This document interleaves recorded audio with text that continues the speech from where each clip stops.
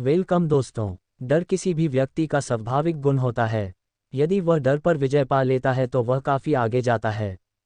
तो आज हमारी कहानी भी कुछ ऐसी ही है, जिसमें एक नटखट नन्हा चूजा होता है जो समुद्र किनारे घास में बने घोंसले में अपनी माँ के साथ रहता है।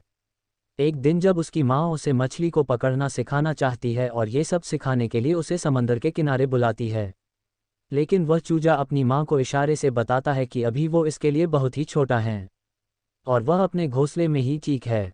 लेकिन आखिरकार वो किनारे पर आ ही जाता है, और जैसे ही वो किनारे पर पहुंचता है तभी समुद्र की लहरें उसकी तरफ आ जाती है और वो बुरी तरह ही गिरा देती है, और यह अनुभव उसके के लिए बिल्कुल नया होता है।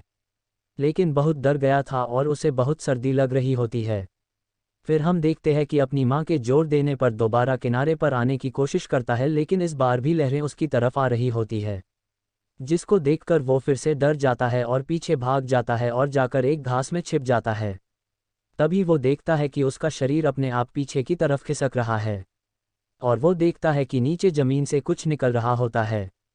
और फिर उसकी मुलाकात एक केकड़े से होती है, जो कि अपने माता पिता के साथ समुद्र की तरफ जा रहा होता है।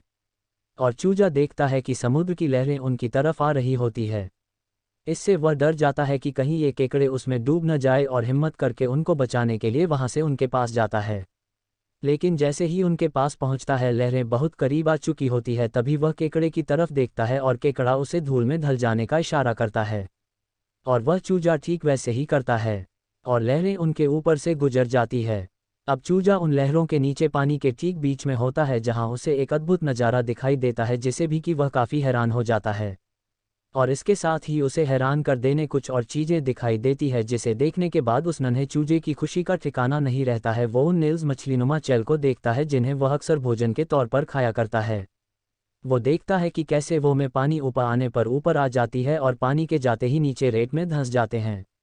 अब उसके दिमाग से पानी डर को खत्म हो ही जाता है, साथ ही साथ उसे चारा कैसे पकड़ना है ये भी पता चल चुका होता है।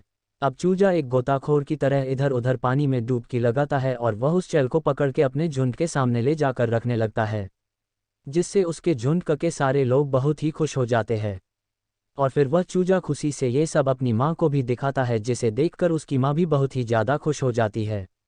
अब चूजा अपने झुंड का एक जिम्मेदार सदस्य बन चुका होता है। तो दोस्तों, कभी कभी आप डर और आपकी कमज़ोरी आपकी सबसे बड़ी ताकत बन जाती है। तो आपको ये कहानी कैसी लगी? अच्छी लगी हो तो लाइक करें और चैनल को सब्सक्राइब करें।